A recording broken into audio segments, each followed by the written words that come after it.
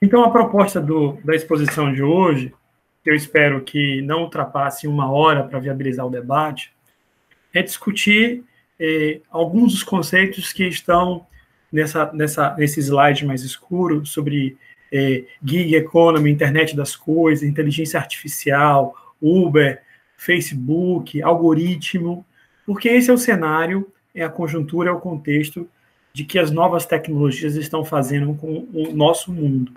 Então, a primeira sessão da exposição vai ser um pouquinho sobre tecnologia, um pouquinho de conceitos, algumas ideias. A segunda sessão a gente vai trabalhar com economia digital e o modelo empresarial destas empresas. E o terceiro momento, uma regulação desta economia e do trabalho nesta economia digital. Vou tratar aqui de 4 decisões brasileiras e vou dar ênfase às decisões do nosso Tribunal Regional. Vou tratar especificamente das 2 únicas decisões de mérito que o TRT da Bahia tem sobre o vínculo empregatício de motorista da Uber, sem antecipar qual foi a conclusão. Mas antes de começar, eu queria fazer um pequeno game, um pequeno expediente de lotificação da atividade. Eu queria propor para quem está assistindo, ler esta pergunta e marcar uma das alternativas. A pergunta seria: quem é esse trabalhador? Trabalha em qualquer lugar e a qualquer hora, desde que esteja conectado à internet para receber a demanda e também conectado, confirmar o cumprimento da tarefa. Intervalo, feriado ou descanso são sempre escolhas suas, pois o que importa, ao final do mês, é a produtividade. Se quiser, pode ir à praia na quarta-feira ou trabalhar no sábado à noite. Quem seria esse trabalhador? Então, uma primeira alternativa, motorista da Uber. Uma segunda alternativa, assistente de juiz do trabalho. Uma terceira, advogado autônomo online. Uma quarta, digitador autônomo da plataforma GetNinja. Fiquem tranquilos, vou falar um pouquinho da GetNinja para a gente compreender bem. E uma quinta alternativa, o vendedor da Magazine Luiza em teletrabalho em razão da pandemia. Então vejam, reflitam e marquem uma dessas. Podem, se quiser, já apresentando durante todo o debate, colocando a resposta de vocês no chat. Quando a escola me pediu para falar sobre novas tecnologias, ou seja, tentar dar esse panorama, eu precisei fazer uma abordagem um pouco mais generalista para depois especificar nas plataformas.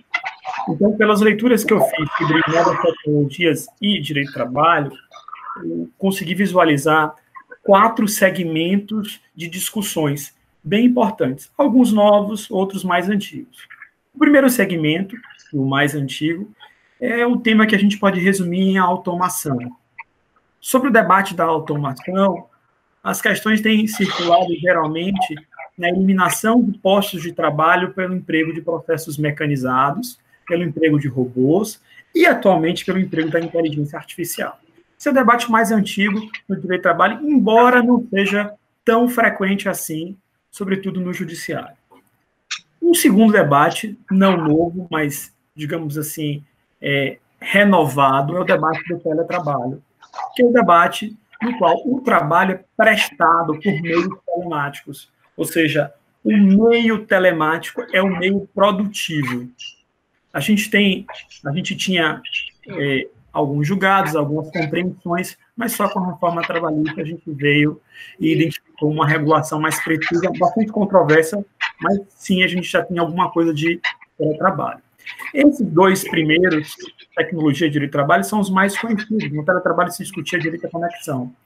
E agora temos mais 2 campos mais inovadores e bastante disruptivos. Primeiro, o debate da proteção de dados. Debate que se chama lá fora de People Analytics, no qual o exame de dados por algoritmos e por inteligência artificial ajuda o empregador a tomar decisões sobre como contratar, sobre como despedir e quem premiar. Então, esse debate, e aí vem, por consequência, o eixo do debate de qual a fonte desses dados, porque, naturalmente, esses dados não são os dados colhidos no ambiente empresarial, são colhidos externamente. E depois, como é que se dá o contraditório? Como é que isso não viola a privacidade? E o quarto campo é o campo no qual o trabalho é prestado no ambiente, numa estrutura empresarial totalmente digital, que são as plataformas de trabalho. Então, na abordagem de hoje, a gente vai concentrar nesse quarto campo, que é o campo das plataformas, sem prejuízo dos demais assuntos. O que a gente vive hoje pode ser sintetizado na ideia de digitalização da vida.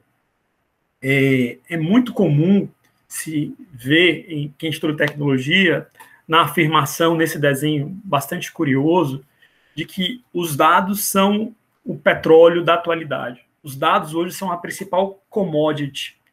Por quê? Porque se produz uma quantidade imensa de dados, e normalmente entregues gratuitamente em contrapartida pelo uso de e-mail, pelo uso de um sistema de transmissão como o Google Meet, ou por publicação de fotos no Instagram, no Facebook, enfim.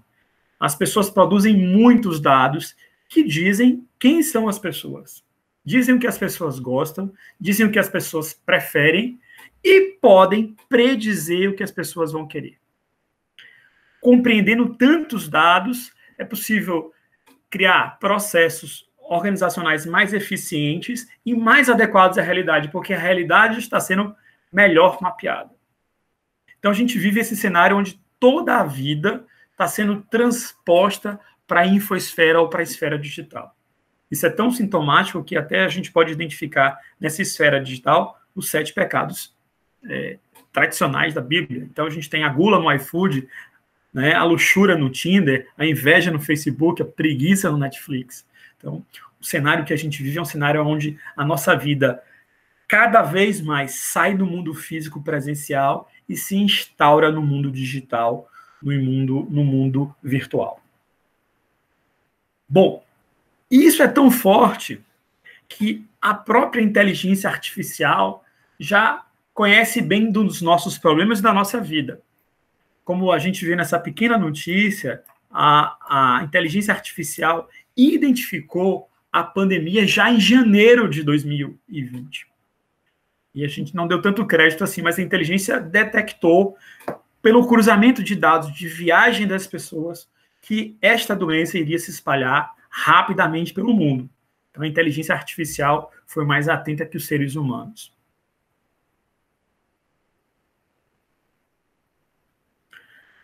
Também essa tecnologia é tão deslumbrante que a gente pode identificar um aplicativo, um pequeno programa que, a partir do controle dos nossos batimentos cardíacos, pode prever o dia da nossa morte.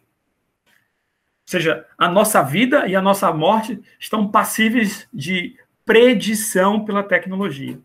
Além da morte, esse outro aplicativo, né, é um aplicativo de paquera, coisa muito antiga, não tem nada de mais, nada de disruptivo, um aplicativo de paquera, mas esse aplicativo trabalha com dados, consegue saber mais do que a gente sabe sobre si mesmo.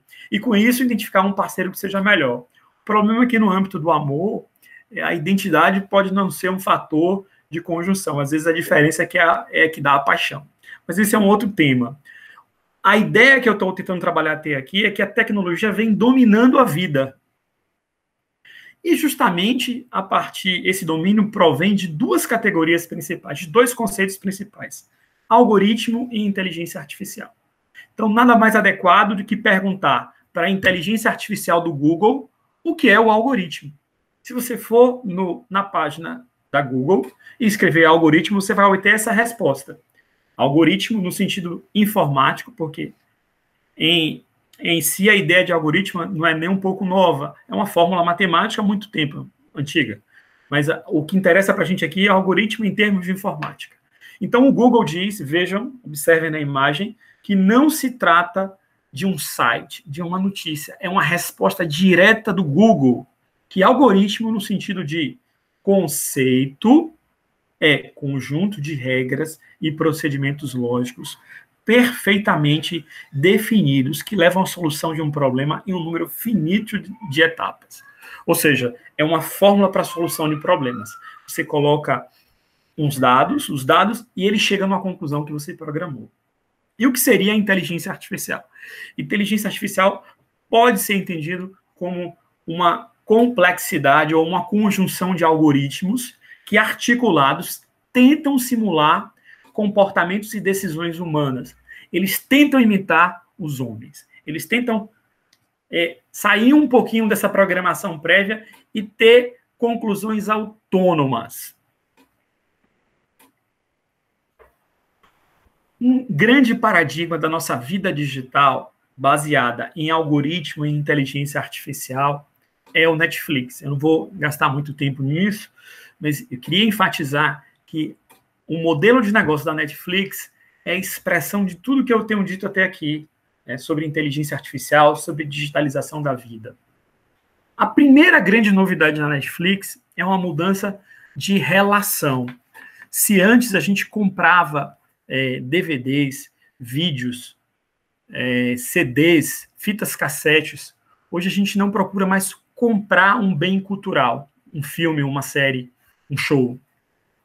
A grande mudança da Netflix é a venda de um catálogo imenso de bens imateriais. Então, se antes a gente tinha uma relação de aquisição para se ter filmes e músicas, hoje, com esse paradigma da Netflix ou do Spotify, a gente tem uma relação de uso. Ou seja, a gente sai de um direito real, de proprietário, para um direito obrigacional. E como é o uso, a gente não pode fazer o download. A gente não pode se apropriar daquele filme. Né? Essas licenças são... Murilo, diga. a sua apresentação não está sendo visualizada, só para avisar. Ixi. Perdão. Vamos lá, vamos tentar de novo. Vamos tentar de novo.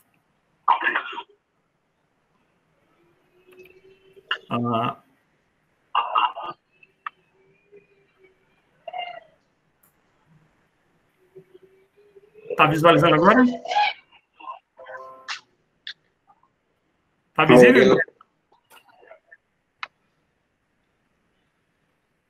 Tá visível? Espera aí.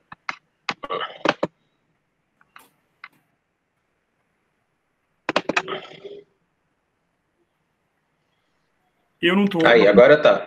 Não consigo acompanhar os dados, porque é muita coisa.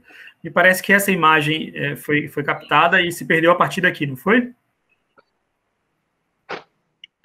Sim, acho que sim. Eu vou continuar, peço desculpas, mas essa habilidade de, em uma única tela, transmitir, mudar e comentar não é algo fácil. Então, eu estava aqui no paradigma da Netflix. E a Netflix tem, a partir do que a gente marca, e é muito importante que use a Netflix marcar, gostou, joinha, ou não gostou, a mãozinha para baixo lá, porque ela começa a identificar o teu gosto, os teus traços de preferências, e, sobretudo, começa a predizer o que você gostaria de assistir. Então, a Netflix é fantástica porque ela consegue dar uma otimização no uso dos bens. Imagina, você nunca compraria tantos filmes. E não faz sentido você ter 300, 500 filmes em casa. É muito melhor, muito mais eficiente, muito mais ecologicamente sustentável você ter acesso a um catálogo, ou seja, você usar ao invés de adquirir. Mas isso é uma grande mudança do ponto de vista de mentalidade e racionalidade jurídica dessas relações. Voltando um pouquinho para o campo do trabalho, também com base em dados, a gente tem aquele debate que eu falei rapidamente da análise de pessoas. Quem pesquisa na internet vai identificar algumas notícias que a Amazon tem utilizado dispositivos móveis na roupa do funcionário que faz o cruzamento temporal com o GPS dele e sabe todos os passos que ele deu por dia. Sabe o tempo que ele ficou no banheiro, por sinal. Sabe o tempo que ele ficou inativo. E com base nesse cruzamento de dados internos, a Amazon começou a despedir as pessoas porque não cumpriam as metas. Ela consegue identificar qual o padrão médio de trabalho, de rendimento, e a partir disso começar a despedir quem não fez isso. Ou seja, uma tecnologia é utilizada para conhecer mais, medir mais e permitir uma decisão melhor para a empresa, naturalmente. Esta outra empresa, ela vende serviços de inteligência artificial relacionados a RH. Ela, por exemplo, cruza os dados da internet, da Big Data, sobre o currículo da pessoa. Porque o currículo é apenas aquilo que o candidato ao emprego quer que seja visto, e não aquilo tudo que ele é, o que ele faz. Então, essa empresa monitora e identifica quem é aquela pessoa na rede social. Depois, justamente com base no cruzamento de dados, na inteligência artificial, no algoritmo, essa empresa consegue entender qual é a sua sazonalidade, suas demandas, né, a sua produtividade, e a partir disso decidir melhor. Ou seja, a gente tem aí um emprego tecnológico para dar mais eficiência à produção. E aqui o Harari faz um alerta bem interessante, vale a pena esse livro, a leitura, apenas uma recomendação, que os dados de hoje estão na história como foi a terra no período feudal, no período anterior, como foi a fábrica no período industrial, porque eles são a principal commodity. E se a gente não criar, e esse é um tema muito urgente para o debate digital, se a gente não criar uma regulação digital muito clara e muito precisa, que dê transparência e dê publicidade a quais são os dados colhidos, permissão, a gente vai estar empoderando mais assimetrias. Quando a gente associa inteligência artificial com biotecnologia, a gente pode perceber que o avanço tecnológico é tão grande que os humanos que têm mais acesso em termos econômicos poderão ter bens biológicos melhores que os demais humanos. Isso é muito perigoso. Então, vale a pena essa advertência. Bom, então essa foi a parte introdutória, mais geral, sobre tecnologia digital. E vou chegar, então, agora na parte mais específica sobre economia digital. Esse acrônimo GAFAM representa hoje, Google, Apple, Facebook, Amazon e Microsoft, representa hoje as empresas mais valiosas do globo, porque elas são, em si, plataformas. É até importante dizer isso. Google é uma plataforma, não é uma plataforma de trabalho, assim como o Facebook não é uma plataforma de trabalho, mas é uma plataforma do ponto de vista conceitual e do ponto de vista de modelos. E, de forma disruptiva, as empresas que estão chegando como as mais valiosas e que representam um futuro ou não, o caso da Uber é um pouquinho problemático, mas o outro acrônimo seria NATO, que é Netflix, Airbnb, Tesla e Uber. Essas empresas representam, digamos assim, o paradigma em termos de organização empresarial vencedor.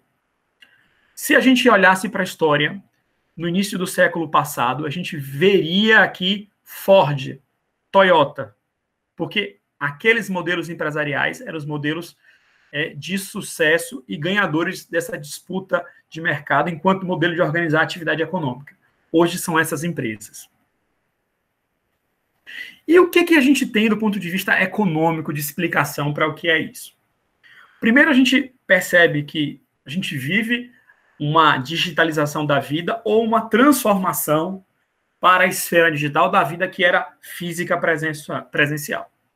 Uma primeira explicação, sobretudo atrelada a esse uso compartilhado de bens, um uso mais eficiente, é chamar isso de share economy, que é economia compartilhada. É importante citar isso, é um pouco teórico, mas, por exemplo, as decisões que a gente vai comentar aqui, como a decisão do STJ, faz expressa menção a uma economia sharing. Então, uma explicação para esse tipo de economia é um novo modelo organizativo no qual se dá uma eficiência maior aos bens. Ao invés de se comprar um veículo, e vejam, a gente não usa o veículo o dia inteiro, a gente usa o veículo em menos de 20% do nosso tempo de trabalho, a não ser que a gente trabalhe no veículo, mas em geral o veículo é casa-trabalho, trabalho-casa, pronto. Então, não tem uma utilização eficiente. Isso, inclusive, ecologicamente, é contestável. Para que ter tantos veículos? É melhor a gente compartilhar. Eu sei até de colegas que estão abandonando os carros, né? Estavam abandonando os carros antes da pandemia, que a pandemia está mudando quase tudo, e embarcando nessa ideia de compartilhar, de alugar um carro, de contratar uma viagem. Do ponto de vista, essa então é a primeira explicação teórica para esse momento. Do ponto de vista dos trabalhadores, os sociólogos dizem, não, isso não é economia do compartilhamento, isso é economia de bico, porque para os trabalhadores não há certeza ou segurança, não há proteção social, porque esses trabalhadores são eventuais, autônomos, sem nenhuma cobertura para os riscos da atividade, sem jornada máxima, sem salário mínimo. Então, essa é a economia do bico, é uma economia muito ruim. Essa é uma outra explicação para o nosso contexto. Uma outra explicação que me parece que é a mais adequada, porque tenta conjugar isso tudo, é explicar que esta é um novo arranjo do capitalismo. É o capitalismo de plataforma. O capitalismo está se tomando pé deste modelo e investindo, e está sendo sucedido, porque as grandes empresas, as maiores empresas em termos de valor, são as empresas digitais. Então, essa é uma das explicações para o nosso cenário. É importante dizer que não dá para definir a Uber como economia do compartilhamento, porque não há nenhum argumento solidário, que a ideia de compartilhamento inicial era ter uma rede de solidariedade na comunidade, dividir as coisas, de trocar as coisas, inclusive sem dinheiro. E no modelo da Uber ou de outras empresas, a perspectiva é, logicamente, e não há nenhum problema nisso, obter intuito lucrativo. Então, eu queria agora apresentar um conceito de capitalismo do canadense Chernerk, que fala o que seria o capitalismo de plataforma.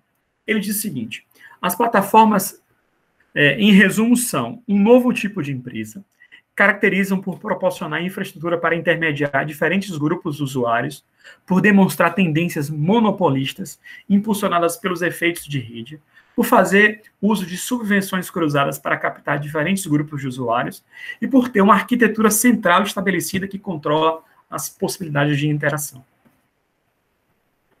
Bom, tomando como pressuposto aquele conceito de plataforma, eu queria agora tentar fazer uma separação conceitual para não incorrer em equívocos ou ocultações.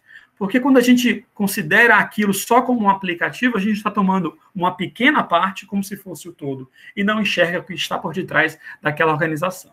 Então, aplicativo, como a gente sabe, é um programa de computador feito para telefone celular. Ou seja, é uma redução do ponto de vista da complexidade informática do programa de computador para caber no celular e ser mais simples, mas que faz a conexão entre aquele telefone celular e a plataforma. O que é então essa plataforma? Essa grande rede tecnológica que coloca em contato diversos grupos. No caso da Uber, que a gente vai tomar como exemplo a abordagem toda de hoje, ela coloca em contato motoristas de um lado e usuários de outro. Mas vejam, esse tipo de contato, essa interação, o que um faz e o que o outro faz, é definido, tem uma regra de governança feita por quem? Pela plataforma. Mas quem criou a plataforma? Quem definiu essas regras de governança? Foi a empresa. Então, a gente precisa compreender bem o que está acontecendo para não achar que o aplicativo é o todo. Então, do ponto de vista conceitual, não é trabalhador por aplicativo. Ele trabalha numa plataforma que foi criada por uma empresa com um certo objetivo empresarial. Bom, podemos identificar algumas características das plataformas. A primeira é que estas são baseadas em um meio digital. Elas são articuladas na conjunção de inteligência artificial, algoritmos e Big Data. Se a gente pensava numa estruturação empresarial com espaços físicos e tendo como acessórios computadores, a própria estrutura empresarial toda é concebida e com regras de governança, com certos processos automatizados pelos algoritmos e pela inteligência artificial no meio virtual.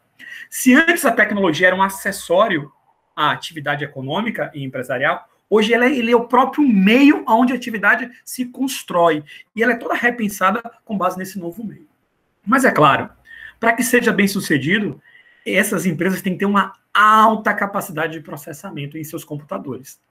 É por isso que a gente percebe que as tentativas locais de desenvolver plataformas ou aplicativos de táxi locais nunca conseguem um bom resultado. Por quê? Porque é muito caro manter um sistema desse. Tem que ter muita capacidade de processamento, muita tecnologia. E justamente também por isso, e aproveitando que na doutrina econômica chama de efeitos de rede, a tendência dessas empresas é da monopolização. Por quê? Porque ela tem que ter uma ideia inicial disruptiva, uma startup, muita tecnologia, e como isso é muito caro, quando ela dá certo, para ela se pagar, ela tem que ir para todo o globo. elas têm, então, uma tendência de ser um monopólio na sua atuação. Outro elemento muito típico das plataformas é utilizar expedientes de gamificação, que é trazer o design, o feedback, a avaliação, a nota para aquilo ali, e tornar divertido. É, inclusive, um reflexo da geração que também foi criada e foi constituída por games, por videogames. Tem muita gamificação. A gente começou hoje com aquela gamificação da pequena enquete. Nesse processo, se ao trabalhador é dada uma certa invisibilidade. Vocês percebem que o trabalho em si, às vezes offline, físico, real, fica um pouco escondido. A gente vai discutir bastante isso. E, por fim, ela é baseada em trabalho gratuito. Como assim trabalho gratuito? Há muito trabalho gratuito nas plataformas. Ou seja, há um trabalho onde não há pagamento por isso. Primeiro, dos clientes. Né? Nós avaliamos o serviço prestado sem nenhuma contrapartida. Então, a gente está o tempo inteiro dizendo, olha, você está agindo corretamente, olha, você está agindo incorretamente. Isso é um trabalho de avaliação, é um trabalho de pesquisa e que a gente não recebe por isso. Segundo, da mesma forma, os prestadores de serviços que fazem a avaliação da plataforma, dos seus consumidores, e que também não recebem por essa parte da avaliação. E por ambos, trabalhadores e clientes, porque eles produzem tantos dados, e aí me permitam uma pequena parte, se comenta que se a Uber quebrar agora, e a tendência está bem complicada para a Uber, ela tem dito assim que o principal ativo dela não é bem as viagens, até porque ela não tem nenhum veículo, não tem empregados. O principal ativo dela, que ela tem para oferecer para o mercado, são os dados, porque a Uber sabe qual é a sazonalidade do deslocamento das pessoas nas grandes cidades. E esse dado é essencial para indústrias de automóveis, para indústrias de propaganda, para mobilidade urbana. Então, o ativo principal da própria Uber é conhecer nós, nossa produção de dados, que é gratuito. Né? A gente não recebeu nada por isso, nem um descontozinho.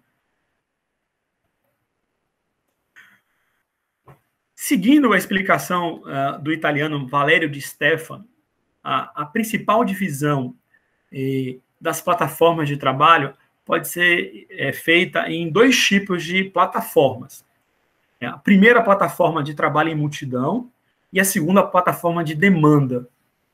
No caso o exemplo aqui que eu vou aplicar para o trabalho em multidão é a Get Ninja. Poucos conhecem, mas vale a pena acessar o site Get Ninja. Lá você pode contratar qualquer trabalho remoto em qualquer lugar do mundo. Normalmente, se você demanda alguma coisa, lá é feita por um brasileiro em razão do idioma, mas pode ser que seja feita fora do país. Mas qual o trabalho que se contrata lá? Qualquer tarefa ou microtarefa, como converter um áudio em texto, como organizar uma agenda, como fazer curtidas, fazer uma tradução, qualquer serviço feito por meios telemáticos, ou seja, um serviço produzido inteiramente pela internet, é contratado lá. Então, você chega lá, e soube até que agora a Get Ninja estava expandindo para manicure e pedicure. Então, você chega na Get Ninja e fala assim, eu quero uma pedicure em Salvador. Então, ela simultaneamente aciona 3 pessoas que se cadastraram com aquele serviço, te dá o teu telefone, seu WhatsApp, e você, em até 15 minutos, recebe 3 propostas de valor para o trabalho que você demandou. Ou seja, a gente tem aí um leilão invertido por parte do trabalhador, que naturalmente vai ter que abaixar o seu preço para poder ganhar essa concorrência. E uma coisa bem interessante na Get Ninja é que a Get Ninja não cobra nada do consumidor, não faz uma comissão e não estabelece o preço do trabalho. Diferentemente da Uber, por exemplo, a Get Ninja não tem nenhum preço. Ela não tem, no sentido, um dirigismo econômico sobre o trabalho ali.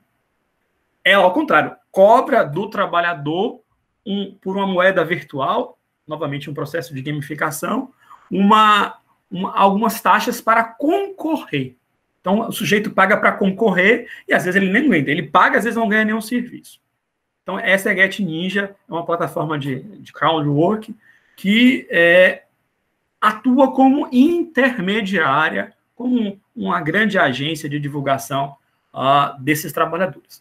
Por outro lado, a gente tem o trabalho sob demanda, que é aquele que é definido como você demanda via internet, via aplicativo, e o trabalho ele é feito normalmente no mundo real, por isso a gente fala às vezes offline. Então, a viagem da Uber é o grande exemplo. Mas a gente vai continuar mais sobre a Uber. A Uber é o grande paradigma da economia de plataforma. Por quê? Porque ela conseguiu, em pouquíssimo tempo, ser uma empresa muito valiosa, mas muito valiosa. E qual é a síntese da Uber? A Uber é um modelo de negócio de alta tecnologia com custos mínimos. E aqui vale só aquela distinção de novo. Quando eu falar a Uber, estou falando da empresa, ou seja, do seu titular que definiu o objetivo econômico daquela empresa, e o aplicativo como a rede tecnológica. A Uber é tão paradigmática que muitos chamam para esse período. Agora, se no início do século passado a gente chamava aquele período de Fordismo, no final do século passado a gente chamava de Toyotismo, porque a Ford e a Toyota eram as grandes empresas paradigmas, a gente chama hoje a Uber, como o momento de hoje, como uberização. Por quê? Porque a empresa paradigma para esse tipo de negócio é uberismo. É a Uber, perdão. E o que a Uber diz que ela faz? Ela faz o seguinte, a Uber fala de forma peremptória que ela não é uma empresa de transporte, que ela não é uma empresa de táxi, que ela não faz carona remunerada e que ela não emprega nenhum motorista nem é dona de nenhum carro. Porque para a Uber, ela atua apenas como uma empresa de tecnologia. E vejam, meus colegas, que esta questão é essencial na definição do vínculo de emprego ou não. Qual a atividade que a Uber faz? Posso já antecipar que, se for considerada que a atividade da Uber é meramente tecnologia, ela não é empregadora, porque ela só faz papel de conexão entre um grupo de clientes e um grupo de motoristas. A Uber é hegemônica ou tem esse modelo de sucesso porque ela tem muitos pontos positivos. E eu queria destacar alguns. Todos os pontos positivos da Uber são lastreados na ideia de eficiência tecnológica. Então, vejam, a Uber, em relação ao serviço de táxi, é muito melhor. Por quê?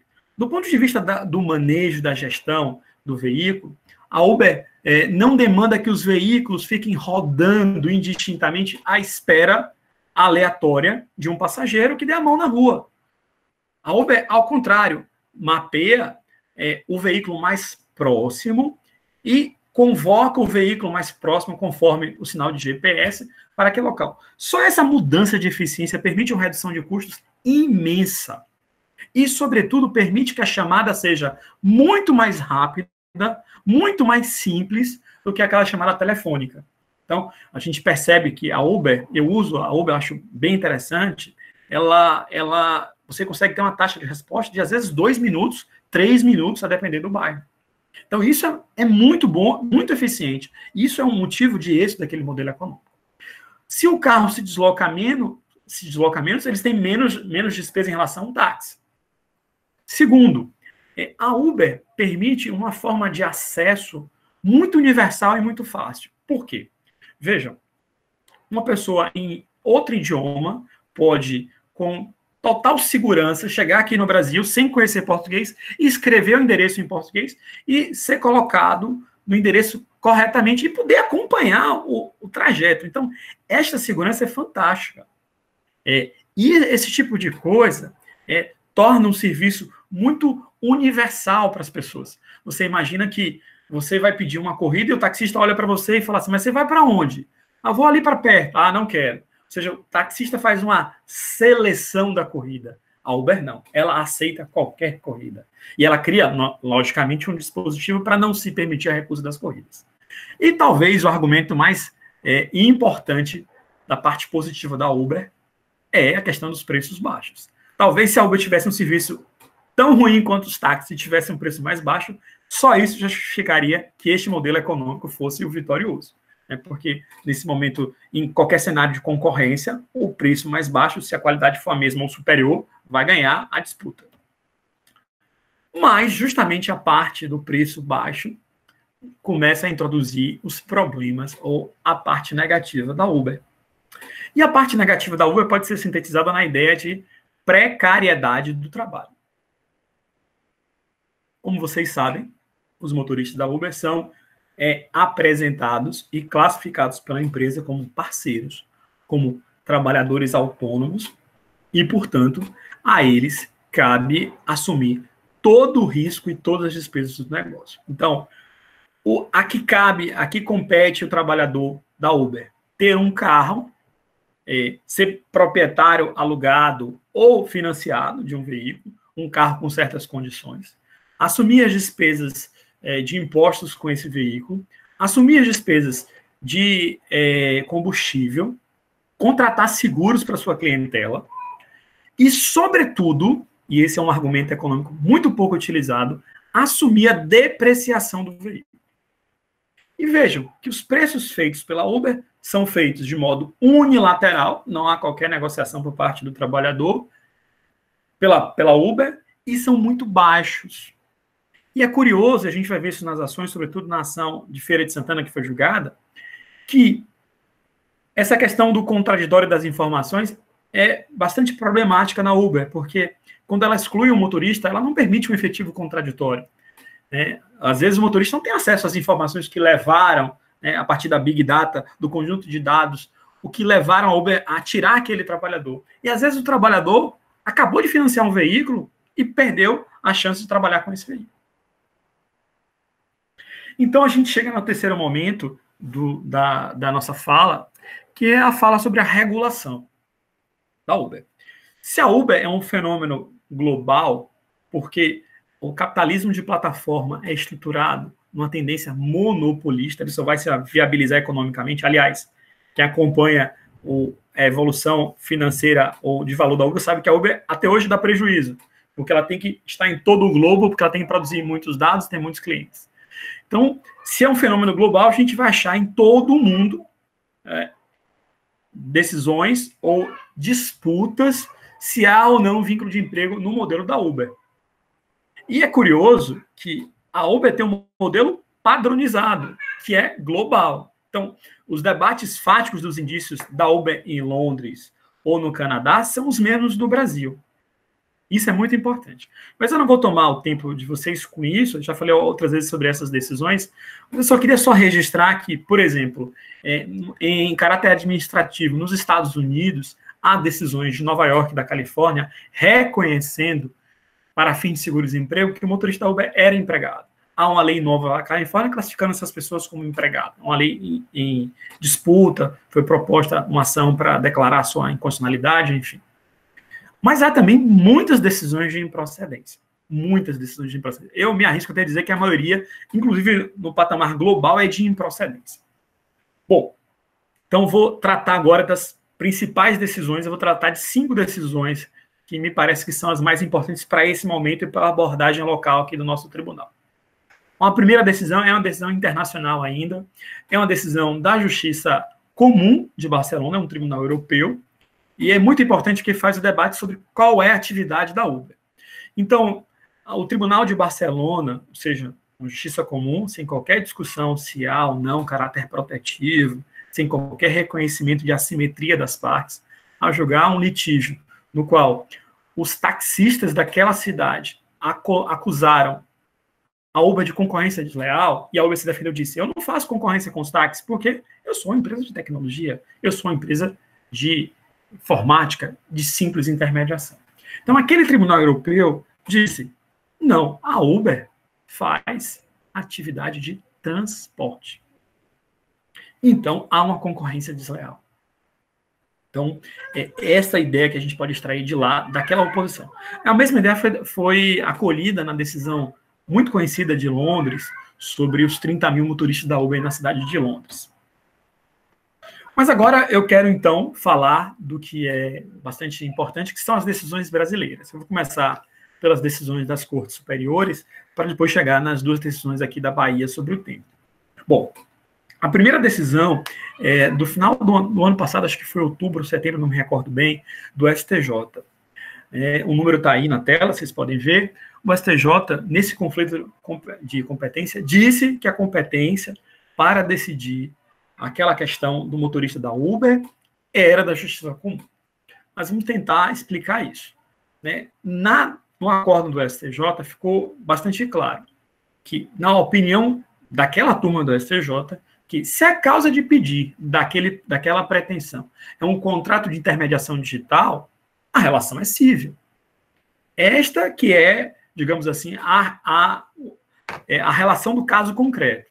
E o que foi o caso concreto? O caso concreto foi o seguinte: o motorista da Uber foi excluído da plataforma. E ele considerou ilegal, ilegítima e injusta essa exclusão. Então ele pediu o quê? Para ser readmitido na plataforma e receber uma reparação por danos morais e patrimoniais em razão disso. Ele propôs essa ação na Justiça Comum. O juiz da primeira instância, da Justiça Comum, decidiu que aquilo era uma relação de trabalho, sentido lato, e declinou a competência para o juízo trabalhista. O juízo trabalhista entendeu que aquilo era uma relação civil e suscitou o conflito negativo. Isso chegou, então, ao STJ.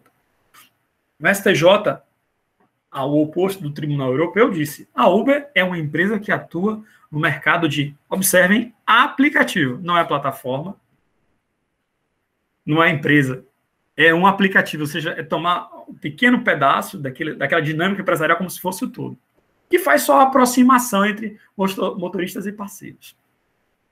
E aí, fala o seguinte: afastada a relação de emprego, porque no acórdão disse que não havia hierarquia naquele trabalho. Aliás, o que é muito curioso, a gente pergunta como é que, em conflito de competência, se discute se havia ou não hierarquia, que é um ponto extremamente controvertido daquela relação, naturalmente sem dilação probatória.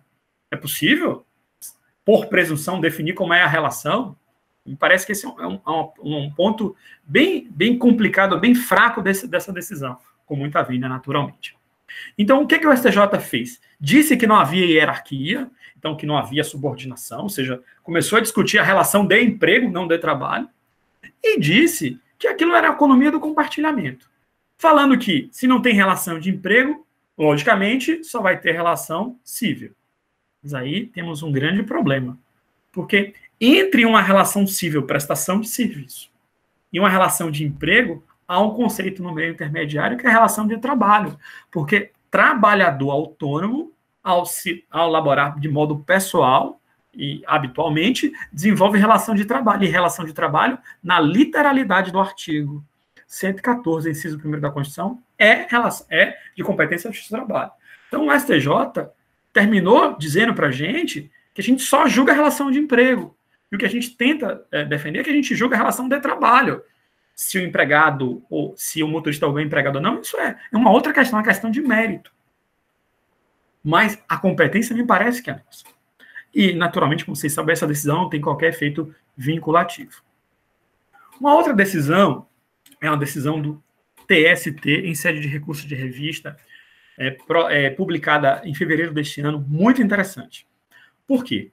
Porque esse trecho é bem sintomático, ela diz o seguinte: com base na confissão do reclamante, havia autonomia. Por que havia autonomia? Porque ele trabalhava de modo... Ele ficava offline, como ele quisesse. E se ele podia ficar offline, ele se autodeterminava. E a autodeterminação não é compatível com a relação de emprego. É curioso, como vocês perceberam, que o TST fez ênfase na ideia de confissão. Mas confissão a gente sabe que é reexame de fatos e provas.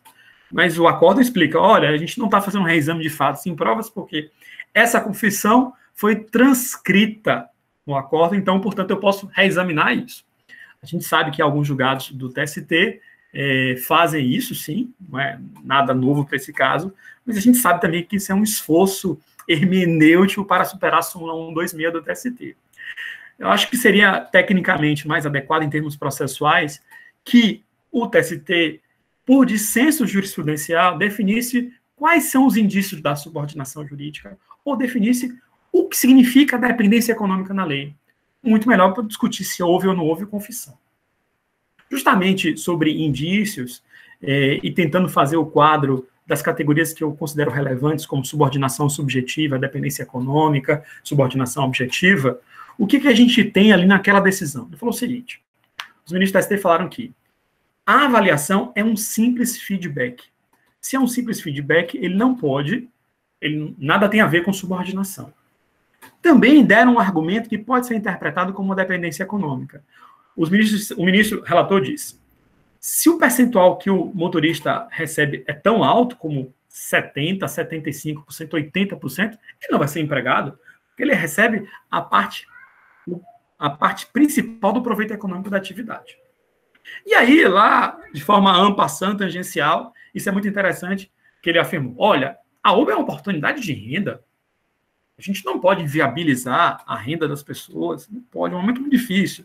E que havia uma liberdade das partes que ajustaram aquela relação. Então, liberdade, oportunidade de renda, né, e atividade de intermediação.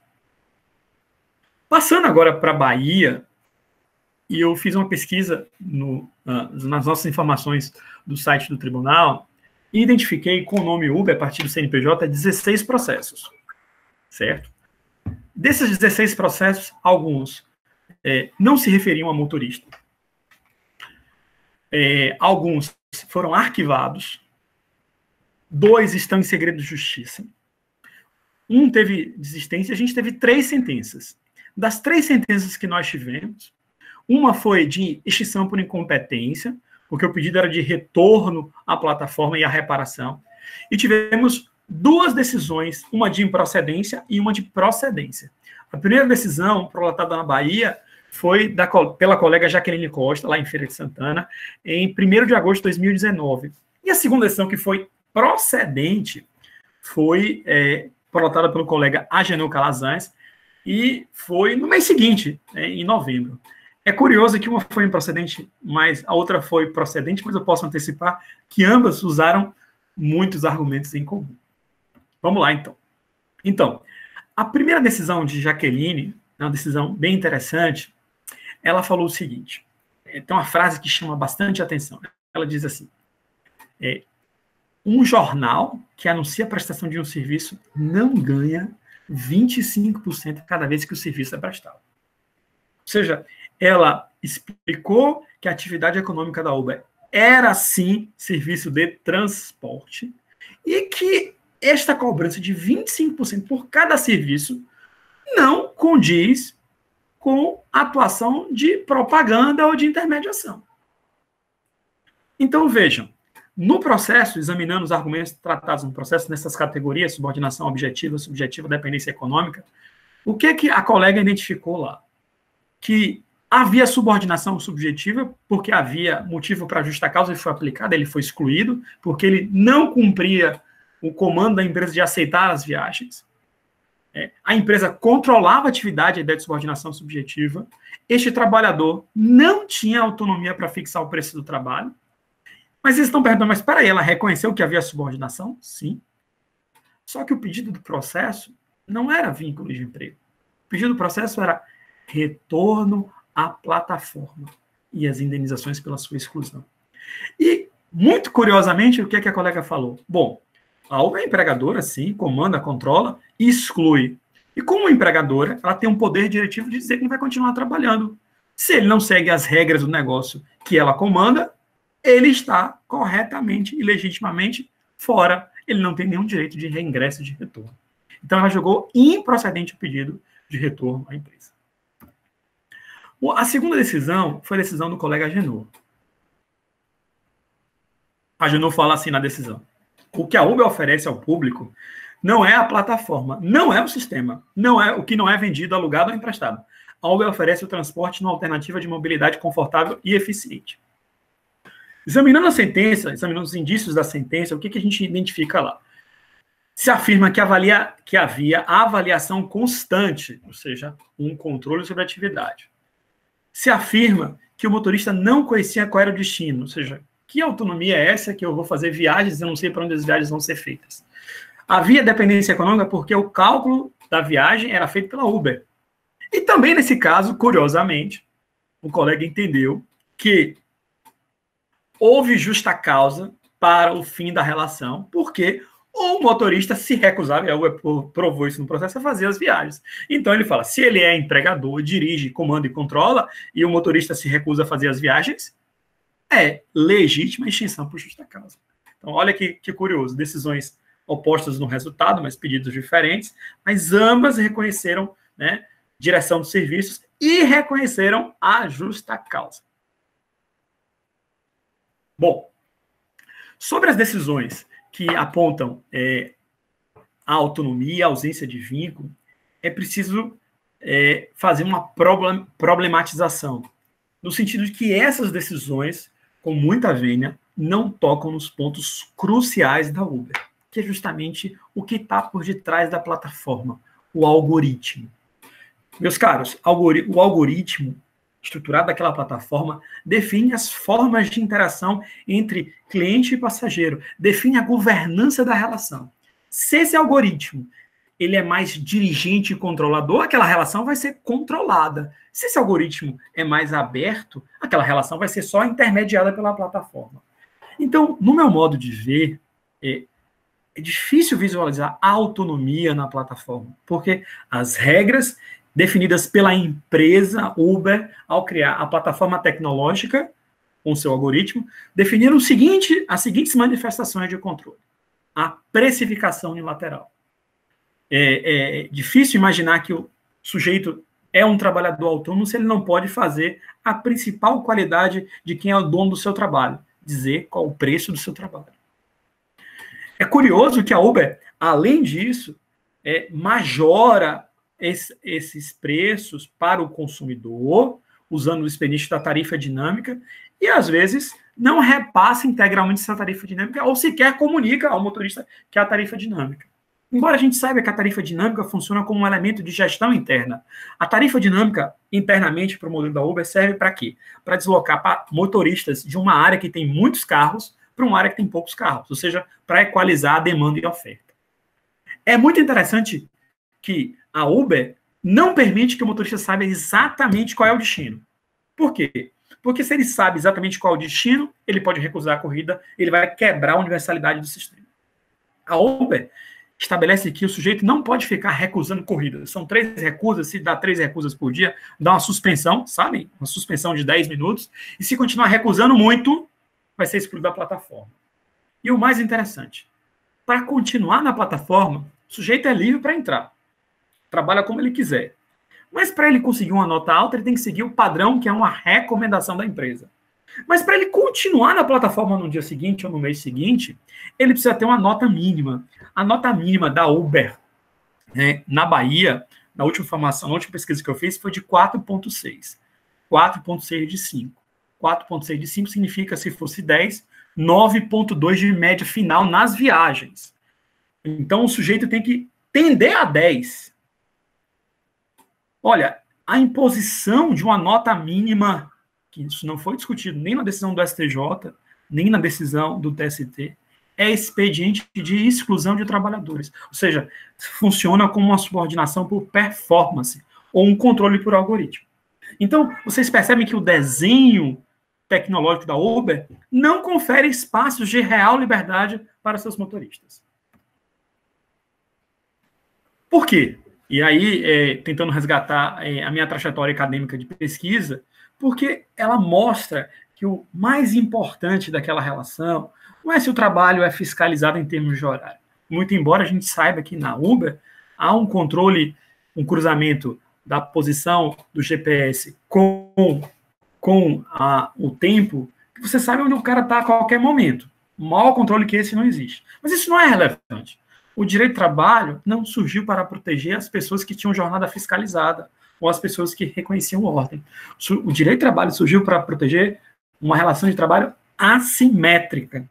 Por quê? Porque um trabalhador produz economicamente, mas não recebe a maior parte dos proveitos daquela atividade. E vejam que a Uber, ao estabelecer uma plataforma que é condicionante para aquele trabalho, ou seja, a pessoa é trabalhador autônomo, mas sem a plataforma, ele não consegue trabalhar. Ou seja, a principal elemento do trabalho não é o motorista, é a plataforma. Há uma dependência tecnológica ali. Então, quando a pessoa está logada, ela está totalmente inserida na atividade econômica alheia. Um preço sendo fixado pelo outro. E, com isso, a Uber fixa, sim, um salário de modo indireto. O inquérito do Ministério Público do Trabalho do Rio de Janeiro identificou que a Uber sabia que no Rio de Janeiro a média salarial dos motoristas era de 1,4 salário mínimo por hora. E eles decidiram reduzir a tarifa para chegar a 1,2. Então a Uber sabe exatamente qual o preço do sujeito. E vejam, me parece que aquele argumento, mas o sujeito é detentor do fator de produção. Desculpa. Um veículo, no conjunto da Uber, não é um meio produtivo. Quanto é que vale um veículo? Vale o quê? 50 mil, 60 mil, 100 mil reais? Quanto é que vale a Uber? A Uber, no ano passado, ao entrar na Bolsa de Valores, disse que o valor dela era de 82 bilhões de dólares. Então, um veículo, nesse contexto dessa atividade econômica, desta empresa, é irrisório. É o mesmo que uma colher de pedreiro numa empresa de construção civil. Não significa quase nada. E aqui eu estou passando um pouquinho do tempo, mas já estou para encerrar. Aqui eu queria voltar um pouquinho para a literatura, uma literatura não jurídica. Esse autor, o Stone, fala um pouquinho sobre como essas empresas estão mudando o mundo. E é muito curioso que ele fala sobre a Uber, sobre a parte inicial da Uber. E lá algumas coisas são bem sintomáticas. O canadense Kemp, que foi que criou a Uber, que pensou no nome, ele registrou a Uber com o seguinte nome pela primeira vez: Uber Cab. Cab, como vocês sabem, é táxi em inglês. Ele planejava, o Kemp, comprar vários carros. Ele era já rico, porque ele já tinha vendido uma startup de sucesso. Ele era muito jovem, mas já tinha muito dinheiro. E ele queria comprar vários carros, contratar motoristas e compartilhar. Porque ele achou que o táxi de São Francisco era muito ruim e ele queria fazer um sistema de táxi muito melhor. Então ele falava assim: quero resolver o problema da escassez de táxi. Inclusive, um e-mail que a Uber mandou no seu início para empresas investidoras disse: nós somos uma empresa que vai resolver o problema da escassez de táxi no mundo. Só que entrou um americano, muito pragmático, muito eficiente, que mudou a mentalidade. Falou: não, que loucura é essa de comprar carros, ter motoristas? Não, a gente vai mudar esse sistema, a gente vai fazer um compartilhamento, a gente vai convencer as pessoas a trabalhar conosco. Então, vejam, a Uber, desde o início, escolheu não ter empregados, mas também escolheu fazer uma atividade dirigente sobre o trabalho dos motoristas. E disso, partindo para a conclusão final, e depois as perguntas, naturalmente, eu queria tentar resgatar essa ideia com vocês. É preciso parar de olhar para o direito do trabalho como se o direito do trabalho fosse só o direito desse tempo de Chaplin. O direito do trabalho é anterior a isto. O direito do trabalho começou no século XIX. O direito do trabalho está no século XX e está tentando ficar no século XXI. A justificativa do direito do trabalho não é proteger alguém porque ele está sob ordens, porque ele tem um capataz que ele pode ser punido. A justificativa do direito do trabalho é proteger alguém porque ele não recebe a integralidade do trabalho que ele aporta. Ele recebe muito menos do que ele produz. Ou seja, ele tem uma dimensão econômica. Sempre foi a justificativa do direito do trabalho. Mas, por um certo tempo, a doutrina se apegou a essa parte para fazer uma concepção mais pura à parte do direito fordista do trabalho. Então, nessa leitura histórica, o que a gente tem no direito do trabalho? Antes do Taylorismo-Fordismo, a gente tem a expressão de dependência econômica como um critério que justifica a criação do direito do trabalho.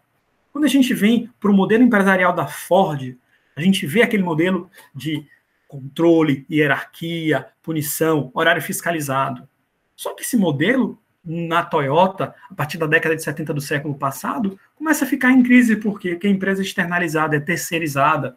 Então, a ideia começa a se aventar uma subordinação por estrutural, reticular, por integração.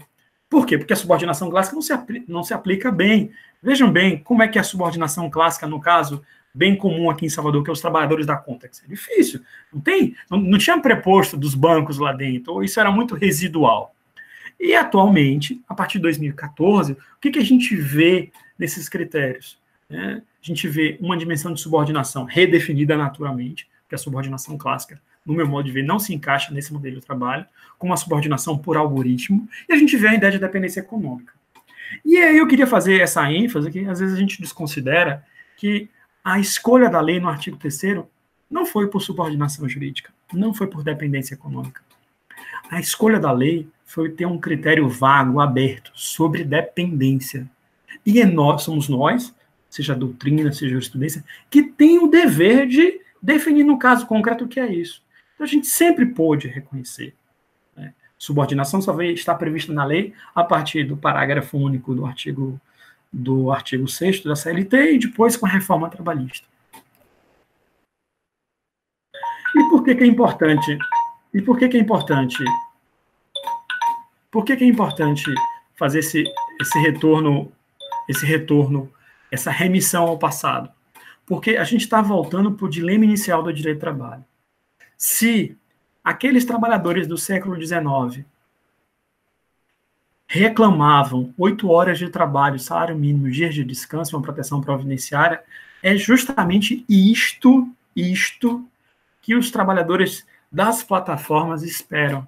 Salário mínimo, uma jornada máxima, descanso e proteção previdenciária. Sobretudo agora a proteção previdenciária em termos de restrição ao trabalho pela pandemia. Tentando fazer rapidamente, agora partindo para o final, uma pequena comparação metafórica. Se no tempo de Chaplin alguém visualizasse o telefone e comparasse com a ideia de telefone, de telemóvel de hoje, ele ia perceber que são coisas totalmente distintas do ponto de vista da forma. Mas tanto o telefone de antes como o telefone e as suas mutações até o de hoje continuam sendo, com formas diferentes, a mesma coisa, um instrumento de comunicação. Então é preciso que a gente não perca a essência, a estrutura do direito do trabalho sobre a aparência de formas novas. Tá certo? Então eu vou parar por aqui, acho que vou encerrar aqui, vou passar a palavra para Guilherme e também quero ouvir a resposta da enquete, tá bom?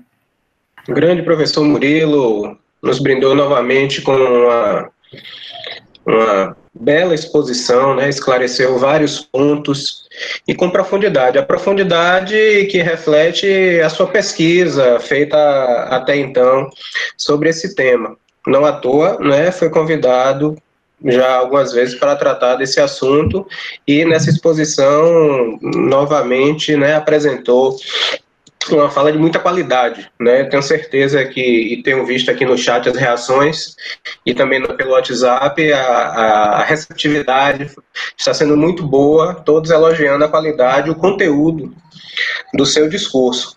Realmente, você chama atenção para esse mascaramento de uma relação a partir do rótulo do share economy, né? Mas que, na verdade, não existe a possibilidade de solidariedade, né? Existe, na verdade, uma relação triangular entre a plataforma, o cliente e o prestador, mascarando aí, de um lado, a relação de consumo e de outro, a relação de trabalho. E chama com muita propriedade essa questão do mascaramento de uma noção de dependência. Na verdade, o algoritmo faz, às vezes, do que seria antes um encarregado, né? Ou um chefe de turma, né? Toda a rotina da cobrança, da fiscalização passa pelo algoritmo. E o próprio conceito de imprescindibilidade do critério da não eventualidade hoje, Murilo, se encontra enfraquecido, né? Porque nós temos o contrato intermitente dentro da CLT que representa também uma relação de emprego, né? Então, essa questão da dependência, subordinação para alguns, dependência, né, no critério que você adota, e da não eventualidade, mostram-se já relativamente enfraquecidos para o afastamento de uma eventual relação de trabalho. Temos aqui várias perguntas, Murilo, várias perguntas de colegas, perguntas muito interessantes e que tocam em pontos que você falou, né, ao longo dessa primeira metade da aula. O Maurício, né, nosso colega Maurício Lopes Freitas, ele questiona o seguinte, voltando um pouco aos 15 minutos iniciais, a divulgação de dados comportamentais pela Uber, por exemplo, né, uma eventual divulgação, poderia ensejar uma ação indenizatória por violação do artigo 5º, né, do que trata do direito à privacidade, etc. Maurício, uma questão muito boa, né? Ela está mais relacionada com a lei de proteção a dados do que basicamente com a nossa seara do nosso dia a dia. Mas é um tema que a gente precisa estudar bastante. Me parece que preciso ter o contorno fático, né? Sem contorno fático, é muito difícil fazer uma resposta abstrata, sobretudo porque a gente podia errar. Mas é possível estabelecer a tendência de que se os dados são de quem? É da Uber? É do motorista? É do passageiro? Então, me parece que o direito à proteção aos dados prepondera. Ainda que os dados possam ser utilizados, eles têm que ser utilizados de forma anônima. Você pode até trabalhar com um conjunto massivo de dados, a Big Data, mas sempre trabalhar de modo anônimo. Você não pode identificar as pessoas ou atrelar um dado a uma pessoa. Então, me parece que se uma empresa divulga um dado sem que isso seja anônimo, ou seja, que aquele dado identifique uma pessoa, há uma violação de direito de privacidade. Mas não é a minha especialidade não, viu, Maurício? Também seguindo a ordem das perguntas, a nossa colega Maíra, ela perguntou inicialmente o seguinte: como é que você enxerga, Murilo, a relação entre a atenuação da subordinação jurídica e o efetivo exercício da autonomia negocial dos motoristas e seus efeitos na realidade material dos trabalhadores? Pegando carona nessa pergunta de Maíra também, né? Qual seria hoje a ideia, Murilo, do trabalho autônomo? Né? Nós discutimos aqui muito, ouvimos muito você falar sobre eventuais critérios da relação de emprego caracterizada, né, nesse trabalho pelas plataformas e o trabalho autônomo. Você repete, por favor, a parte inicial da pergunta de Maíra, que eu não consegui captar aqui. Fui procurar no chat, mas não achei. Certo. Tá. Como é que você enxerga a relação entre a atenuação da subordinação jurídica e o efetivo exercício da autonomia negocial dos motoristas e seus efeitos na realidade material dos trabalhadores? Como é que você enxerga isso? Bom, veja, me parece que a subordinação jurídica é uma resposta doutrinária para um conceito legal muito mais amplo. Na história do direito do trabalho, a gente teve vários critérios para explicar o que é ser empregado, o que é ser subordinado, o que é ser dependente. E a subordinação foi escolhida pela doutrina e só depois foi transcrita na lei como uma expressão disso. Na tese que eu fiz na época do doutorado, a minha hipótese era mostrar que a subordinação jurídica é um conceito consequencial. Ele pega a consequência do fenômeno e transforma na causa, e nos produz um erro. A gente busca por subordinação jurídica e esquece de discutir o que é realmente importante, que é uma relação entre proprietários e não proprietários. Porque é isso que é, do ponto de vista econômico, uma relação de trabalho. De um lado, um proprietário, e de um outro lado, um não proprietário, que é proprietário só da força de trabalho, ou de uma ferramenta de trabalho, como no caso da Uber. Então, buscar subordinação, já em 2011, eu estava tentava demonstrar que buscar subordinação no trabalho externo, no trabalho intelectual, no trabalho a domicílio, é uma bobagem, porque pode ser que não aconteça. No caso do intelectual, por exemplo, saber se ele é trabalhador intelectual, ele não vai ser dirigido, ele vai se dirigir. Então, a subordinação é uma explicação razoável para certas situações, mas ela não é a totalidade, nem é a causa da relação de emprego. E o que é que a gente viu nos últimos anos? Formas novas de trabalho que tentam mascarar ou que não têm subordinação, mas que continuam tendo uma relação de dependência econômica. Bom, sobre a parte da autonomia. Como é que a gente visualiza a autonomia num sistema de relacionamento, num sistema eletrônico de relacionamento que os espaços são feitos por um contratante? Qual o código? Como você pode se relacionar de forma plena e livre, no uso da sua liberdade, conhecendo tudo, se você não sabe qual é o código-fonte da Uber? Se você não sabe qual é a parte do código-fonte da Uber que garante o acesso à informação pelos motoristas? Então, se a gente pensa em liberdade, a gente tem que discutir publicidade e transparência de informações, dos dados, e de quais são as regras de governança para aqueles dados. Então, a dimensão da Uber, no meu modo de ver, além da dependência econômica, há uma dependência tecnológica, há uma assimetria tecnológica imensa, muito maior do que a assimetria econômica.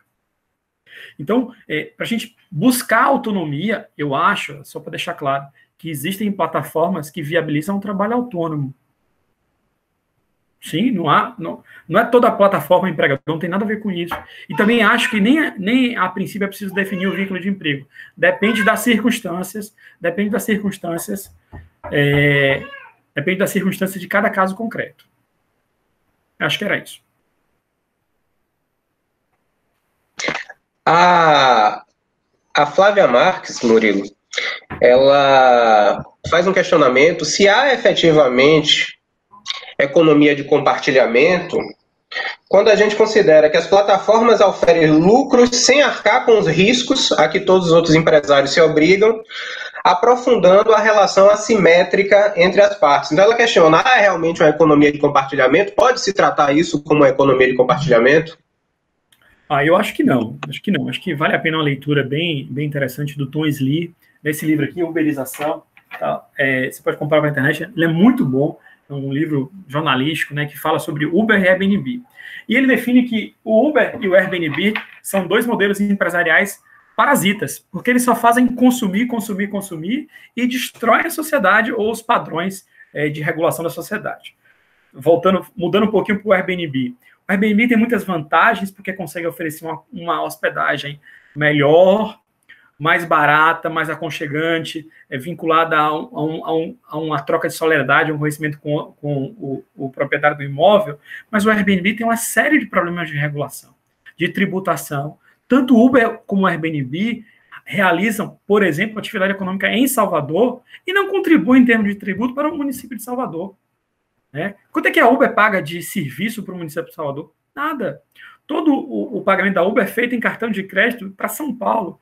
Quando a gente confere o nosso extrato do cartão de crédito, tá lá, Uber é São Paulo. E lá ele paga alguns impostos, mas o lucro líquido sem tributação, como no caso do Brasil, é remetido direto para a Holanda, que é um paraíso fiscal que não é nem os Estados Unidos.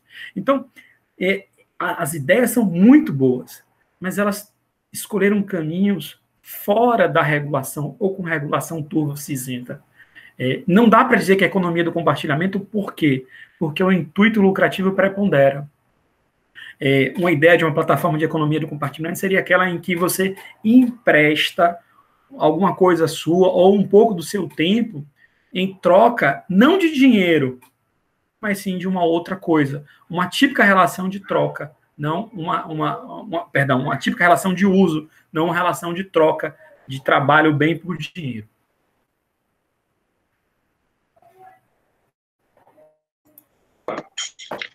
A nossa colega Maíra, novamente, ela faz um questionamento, até como uma provocação para se pensar o futuro do direito do trabalho. Se o nosso direito do trabalho sobreviverá a esse avanço, entre aspas, da autonomia e em relação também a essas teses novas em torno de uma maior abrangência do empreendedorismo.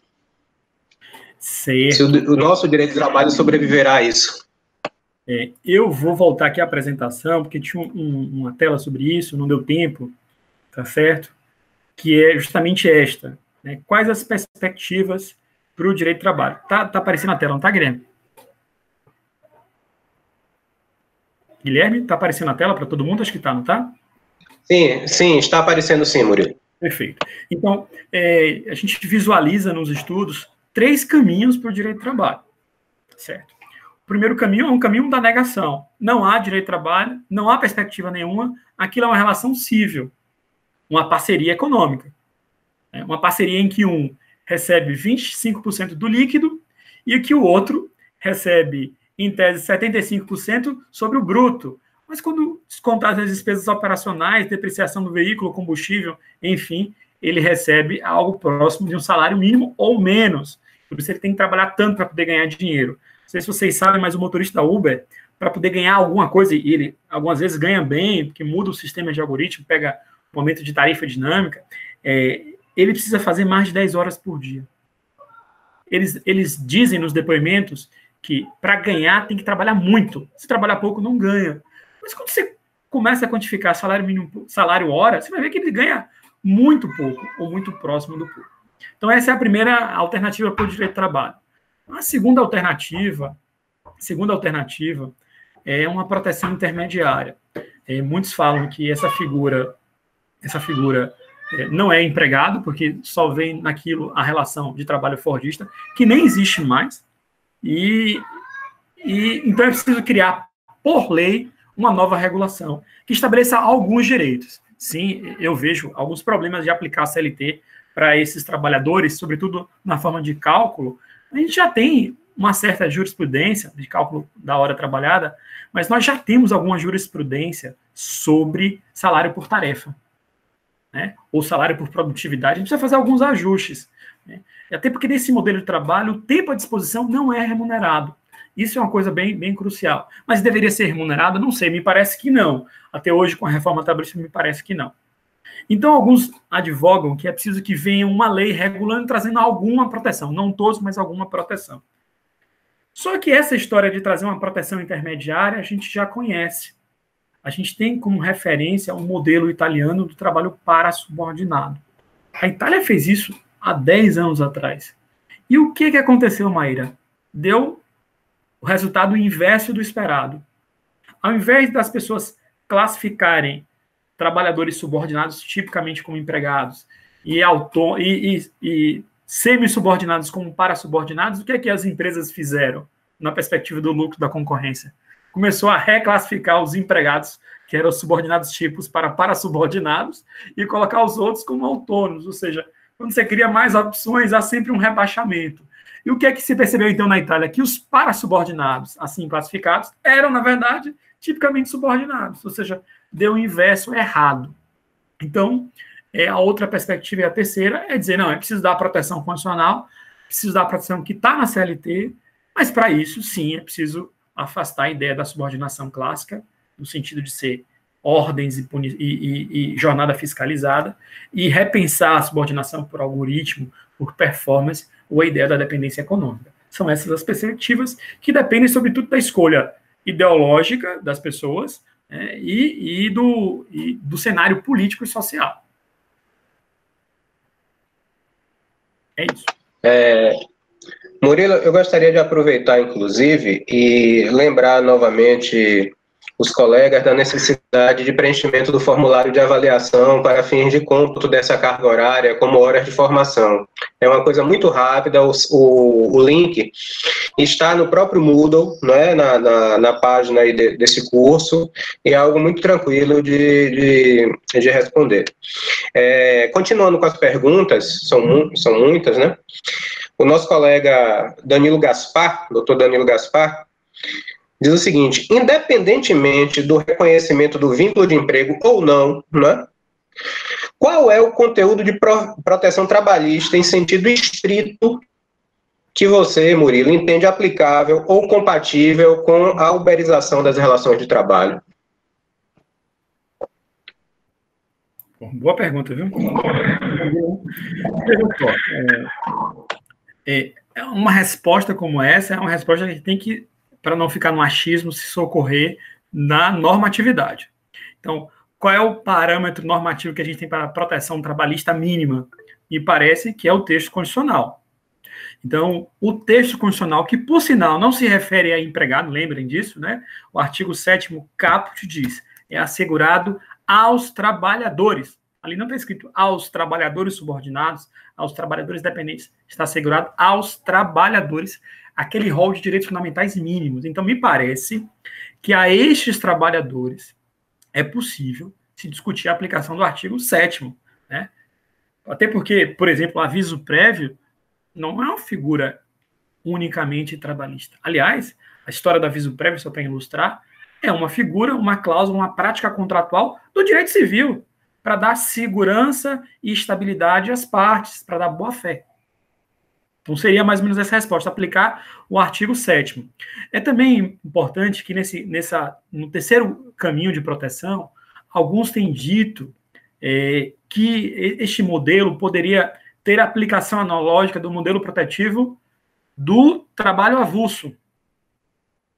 Ou seja, o trabalhador avulso, ele não precisa trabalhar sempre, mas quando ele trabalha de modo subordinado, ele tem que ter alguma proteção. Então, essa ideia de inconstância ou intermitência também está no avulso. Seria uma forma de proteção. E a própria Constituição equipara para essa proteção o avulso.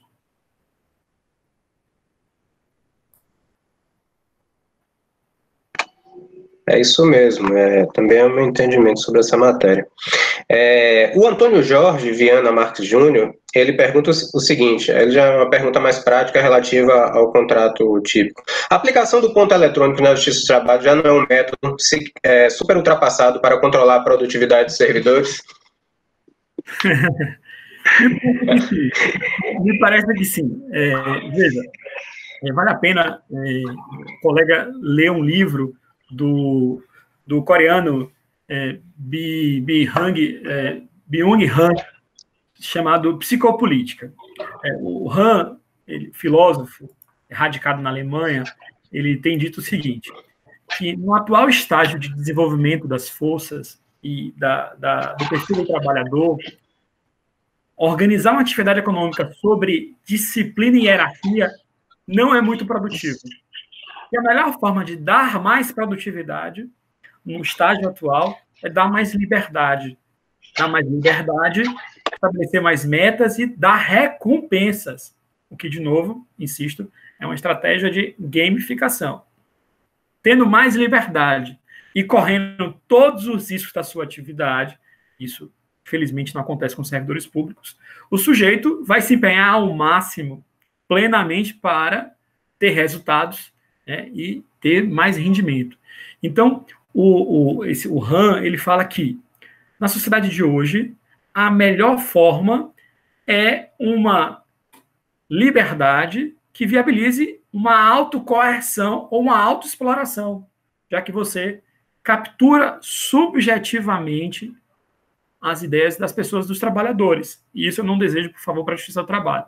Estou tentando explicar por que eu já fiz pesquisa etnográfica com motoristas da Uber, né? Aqui em Salvador, tenho mais ou menos o perfil de quem são, quanto ganham, quanto tempo trabalham. E nas pesquisas que a gente faz, a maioria, mais de 70% diz, quando perguntado, você se considera empregado? Eles dizem, não me considero empregado. Porque ele consegue reproduzir do ponto de vista da subjetividade, por um meio de um controle psicopolítico, de que ele é autônomo, muito embora ele não tenha nem autonomia para escolher a viagem que ele vai fazer. Então, esse método de controle por hierarquia ou punição, segundo esse filósofo, está fadado ao fracasso na sociedade de hoje. Então, a melhor forma de controlar é dar mais liberdade, mas dar mais risco.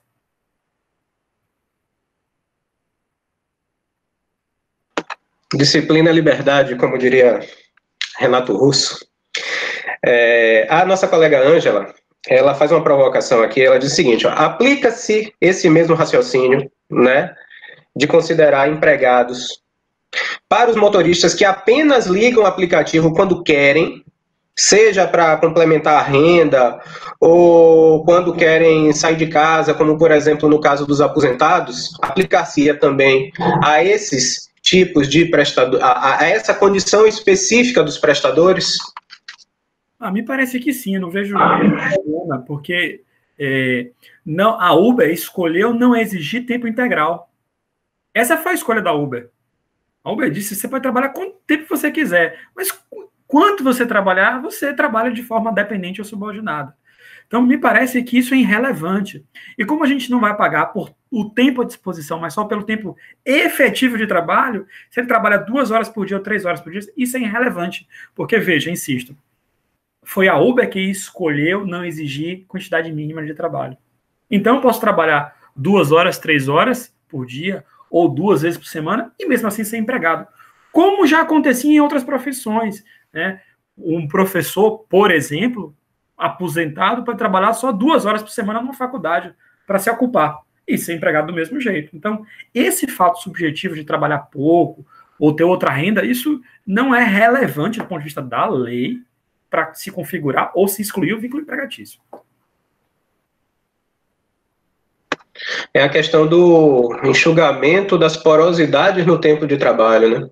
O mecanismo, na verdade, ele elimina o tempo à disposição sem o efetivo trabalho, faz esse enxugamento e aí exige nesse particular.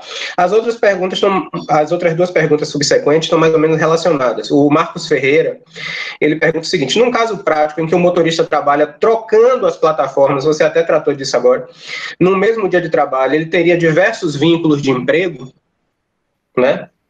Há essa possibilidade do trabalho em diversas plataformas, ou isso interferiria? Bom, essa pergunta é relativamente fácil, porque, vejam, exclusividade não é um requisito previsto na lei. Um professor de instituições privadas de ensino pode ser empregado, se ele conseguir, de 12 faculdades simultaneamente. Imagina um professor EAD hoje em dia, pode trabalhar no mesmo tempo para 2 faculdades, fazendo monitoria ou respondendo chat. Então, trabalhar em 2 locais concomitantemente nunca foi isso constitutivo ou desconstitutivo do vínculo de emprego. Então, isso é irrelevante. Mas vejam, essa escolha de ter trabalho, né, essa escolha de ser exclusivo ou não, é uma escolha da Uber, porque o código-fonte, o espaço de interação foi definido pela Uber. Então, a Uber disse, eu não me importo com isso. Isso, para mim, é relevante. E, assim, a novidade e a beleza da Uber é justamente isso. A Uber falou assim, eu consegui construir um modelo de trabalho que eu não me importo se as pessoas vão se ativar ou não, em tese. Porque quando a Uber percebe que a demanda está maior do que a oferta de motoristas, sabe o que a Uber faz, gente? A Uber manda mensagem para as pessoas. Olha, hoje vai ter um prêmio se você se conectar. Olha, hoje vai ter em tal lugar está tendo tarifa dinâmica. Então, a Uber, e aí, não vai vir trabalhar com a gente hoje? É claro, nunca de forma de controle, de determinação, mas sempre de estímulo, de recompensa. Então, a Uber trabalha bem com esse tipo de articulação. Nosso colega Danilo, novamente, ele faz 2 perguntas subsequentes que tratam de 2 requisitos clássicos da relação de emprego. Na primeira pergunta, ele volta à questão da não eventualidade, né? Se esse não seria o único requisito que poderia não estar presente na relação uberizada. E na pergunta subsequente, eu acredito que ele trata da questão da pessoalidade, né? Ele diz aqui, imaginando uma situação na qual há um intermediário entre o Uber e o motorista, proprietário que fica com parte do valor pago pela Uber, com quem seria reconhecido o vínculo, caso presente esses requisitos? Ainda assim, havendo um intermediário, o vínculo seria com a Uber? Vamos lá. Então, primeira pergunta. Eu acho que sim, Danilo. Esse é o problema real da Uber, a questão da não eventualidade. Porque você imagina, se você identificar uma pessoa que trabalha, uma vez a cada 15 dias, que isso é possível na Uber, não tem nenhum problema, uma vez a cada 15 dias, ou 7 vezes por ano, me parece que esse trabalho é totalmente eventual. Então, tem que se apurar no caso concreto. Então, aí que mora o problema. Eu acho que o trabalho que a Uber faz é dirigido, controlado, dependente, subordinado. Então, mas o problema para o trabalhador é se ele está lá ou não constantemente. Eu queria só dar um dado que nos processos que a gente discutiu, se identificou 2 coisas. Primeiro que a Uber sabe, o motorista também sabe, a quantidade de corridas. Então, no caso lá do processo que Jaqueline discutiu, ela botou assim, ele fez 2.500 corridas, pessoalmente. Então, a Uber atestou no processo que ele viajou 2.500 vezes. Tem alguma dúvida da pessoalidade? Nenhuma. A beleza desse controle informático que a gente não precisa mais discutir ou ficar ouvindo testemunha, basta acessar os dados que estão lá, se a Uber entregar, esse é um outro problema, mas basta acessar os dados que estão lá, que está tudo registrado. Não tem mais aquele inconveniente de testemunha que tenta exagerar, que tenta sonegar, que tenta distorcer, ou das partes que fazem o mesmo. Então, a beleza é que tudo está controlado. E aí tem uma frase muito interessante de um professor de economia, o Vitor Filgueiras, que ele fala assim, nunca foi tecnicamente possível controlar tanto o trabalho das pessoas, mas justamente o contrário, nunca foi politicamente tão difícil regular esse trabalho. Então, a Uber sabe, meus caros, por GPS, tudo que o motorista faz onde ele está, se ele está trabalhando ou não, sabe se ele está na plataforma concorrente. A Uber foi identificado que ela mapeia os toques na tela. Então, ela sabe o que o sujeito digita, onde ela acessa. Não sei se vocês sabem, mas quando vocês concedem acesso ao Uber, mesmo que o aplicativo não esteja ligado, você está sendo monitorado pela Uber onde você está indo. Não é à toa que quando você liga o aplicativo da Uber, ele já te oferece o destino usual para aquela posição. Agora, tem uma outra pergunta aqui de Danilo, deixa eu tentar aqui, sobre a questão do intermediário. Essa é uma boa questão, é uma questão do uberizado, da uberização da uberização. Essa questão, Danilo, me parece muito simples. Por quê? Porque esse intermediário adota apenas uma subordinação interposta e se equivale àquela situação que a gente julgava das cooperativas. O que as cooperativas, falsas cooperativas, faziam? Atuavam como intermediários entre o trabalhador e o empregador real. Então, nesses casos, quem é o empregador? O tomador dos serviços, o beneficiário do proveito econômico daquele trabalho. Mais uma vez, uma ideia que flerta com a dependência econômica e não com a subordinação. Porque a subordinação que, eventualmente, esse intermediário faz, ela pode ser interposta. Então, nesses casos, eu visualizo ainda o vínculo com a Uber, porque o sujeito continua sendo dependente da relação estruturada pela Uber do ponto de vista tecnológico e econômico. Ô, Guilherme, nosso colega... Faltou uma pergunta de João, né?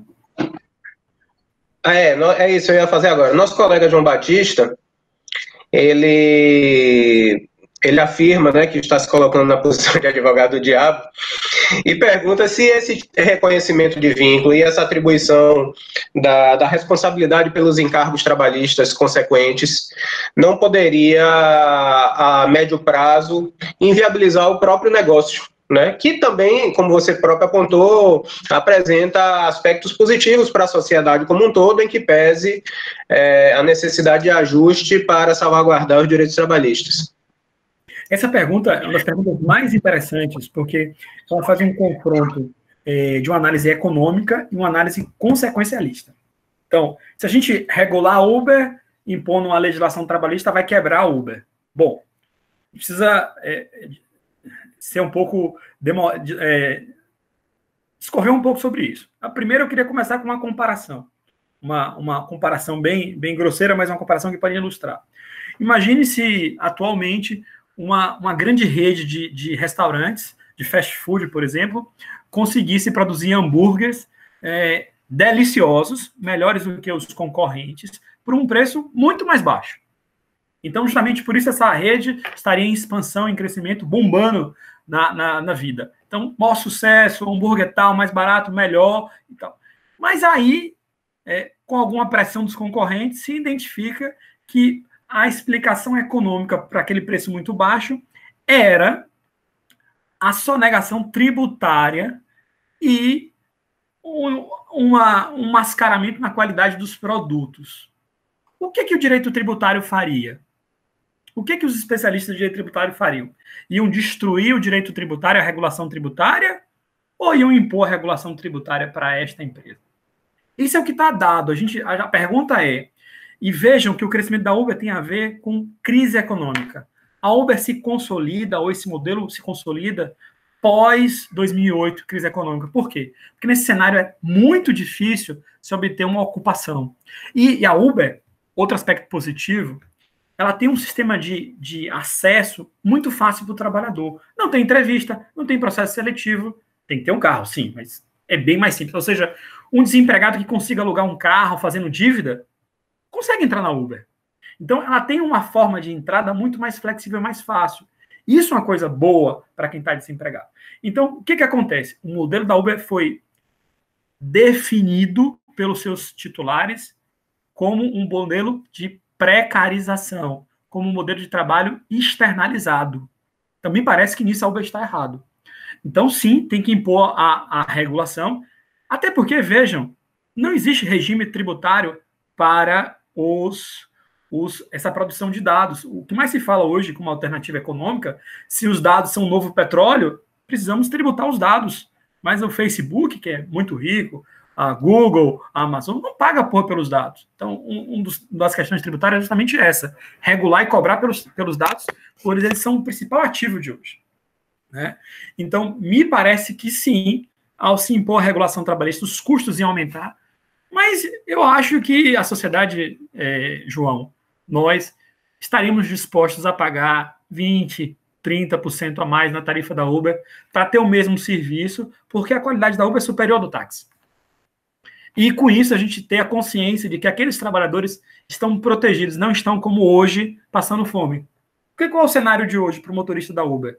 Imagina o sujeito, depois de 3 anos de trabalho, 10 mil viagens, ele fala assim, poxa, eu vou comprar um carro, não vou mais ficar com um carro alugado. Aí ele comprou um carro. Se comprou o carro e vem março desse ano, pandemia, acabou tudo. Como é que ele paga o carro dele? E se ele estiver doente agora com Covid? Como é que é a situação dele? Então, eu acho, sim, João, que a regulação com a elevação dos custos seria aceitável pela sociedade, porque o serviço, tecnologicamente, é muito superior ao do outro do táxi. Eu pagaria, eu acho que você também pagaria mais para ter um trabalhador com mais dignidade. Há uma pergunta aqui também, Murilo, do Igor Andrade. Ele pergunta se é possível se tratar, se controlar, fixar jornada dentro dessa lógica do trabalho pelas plataformas virtuais e se seria possível, inclusive, eventual configuração de horas extraordinárias. Uma questão mais prática. Bom, Ou então, seja, se o trabalho em plataforma seria incompatível com o controle de jornada ou com a quantificação das horas trabalhadas? Né? Bom, eu acho que não. Acho que não. O problema é saber qual é o divisor. Esse que é o problema. Qual é o divisor? Até que ponto é hora extra, até que ponto não é hora extra. Vejam, a beleza desse sistema, desse meio digital, desse meio de dados, da tecnologia, é que está tudo registrado. Quem abriu o processo, tem alguns que estão disponíveis lá, vejam os processos, toda a jornada está registrada, o horário onde ele esteve, qual o percurso, qual o quilômetro, se sabe tudo. Felizmente, a gente insiste nisso, não precisa gastar tempo com instruções que são complicadas, né, pelo aspecto subjetivo humano de querer falar um pouquinho a mais, um pouquinho a menos, enfim. Então, esse problema técnico é resolvido pela tecnologia. Está tudo registrado. Bom, agora vamos aplicar o direito. A partir de que momento essa pessoa pode ter direito à hora extra? Eu acho que continua valendo o texto constitucional. A sociedade brasileira decidiu que, em geral, todo trabalhador até as 8 horas não tem direito à hora extra. A partir das 8, da 8ª, da 9ª hora diária, vai ter direito a horas extras. E está tudo registrado lá.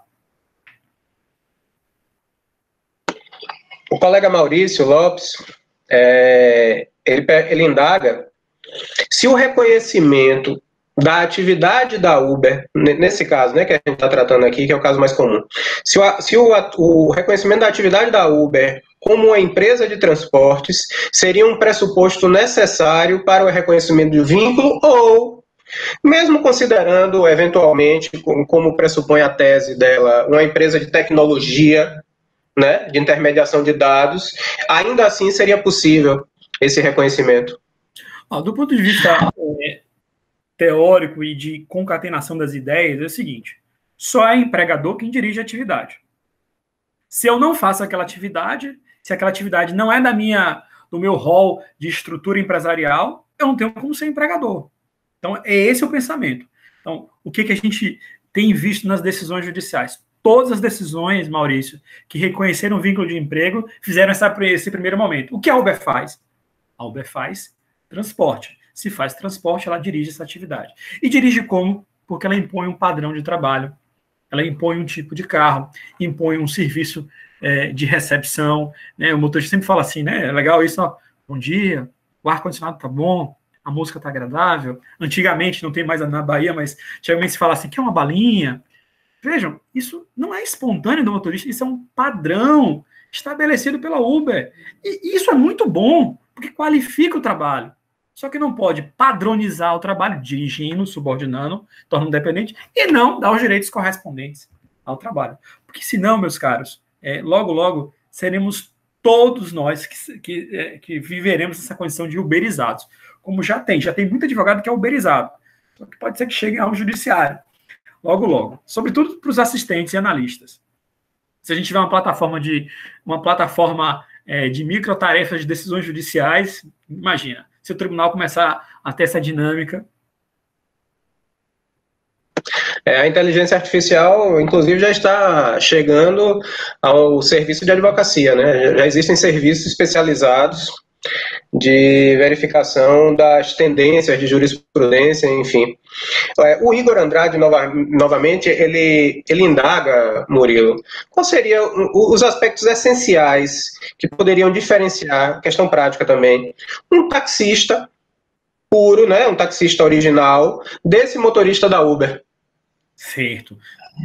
Pergunta maravilhosa, porque é uma pergunta pragmática, e ela tenta, digamos assim, com razão, atacar o argumento que eu utilizei. Eu falei, olha, trabalhador autônomo é aquele que fixa o preço do seu trabalho, certo? Essa é a condição geral de autônomo. Aí você vai dizer, mas o taxista não fixa o preço do trabalho dele. De fato, ele não fixa o preço do trabalho dele porque uma lei, ou seja, o império da sociedade definiu para aquela atividade uma tarifa pública. Então, lá houve uma escolha do afastamento da autonomia privada em nome de uma tarefa pública, como regra. Só que, do ponto de vista prático do dia a dia, a gente sabe que os taxistas, sim, aumentam essas tarifas públicas ou diminuem conforme a circunstância. Em tempos de Uber funcionando normalmente, os taxistas falam assim, eu faço essa viagem por menos. Eu faço essa viagem do aeroporto para a Barra por R$80, quando no taxímetro ou na tabela da 120, para poder não perder a concorrência. Mas lá, a autonomia de fixar o preço do trabalho é retirada pela ideia de tarifa pública. Essa seria a grande distinção. Mas os outros que fazem viagem de forma particular, e sempre existiu pessoas que fazem viagens de modo particular, antes da Uber, sempre tem gente que fazia esse translado residência, aeroporto. Quem fixava desse motorista privado, o pré-Uber, o clandestino, como se dizia, quem sempre fez o preço dele era eles. Meu preço é tal, ele negocia, pode aumentar, pode mudar, porque é da qualidade do trabalhador autônomo, como titular do seu trabalho, dizer, meu trabalho vale tanto. Vou aproveitar aqui e fazer uma pergunta minha. Ô Murilo, também numa linha prospectiva, né, de entendendo que é uma realidade inexorável esse avanço da tecnologia e dos seus impactos sobre a relação de trabalho, e ainda pressupondo que seja eventualmente reconhecido uma relação de trabalho, talvez uma relação de trabalho subordinado ou uma relação de emprego, considerando a dependência, quais os seus prognósticos, quais as perspectivas que você vê em relação ao futuro do sindicalismo nesse cenário? Perspectivas do futuro do sindicalismo.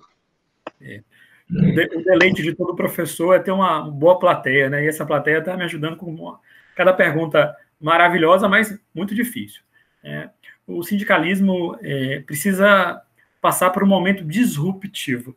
Tal como a Uber é uma empresa disruptiva em relação ao Fordismo, o sindicalismo precisa passar por um padrão de organização disruptivo. Eu estudei pouco sobre isso, espero chegar, né, nesse tema do sindicalismo no final do ano, no meu cronograma de pesquisa, mas já tem alguns debates sobre sindicalismo, sobre a articulação de trabalhadores via plataformas que organizam politicamente, via aplicativos.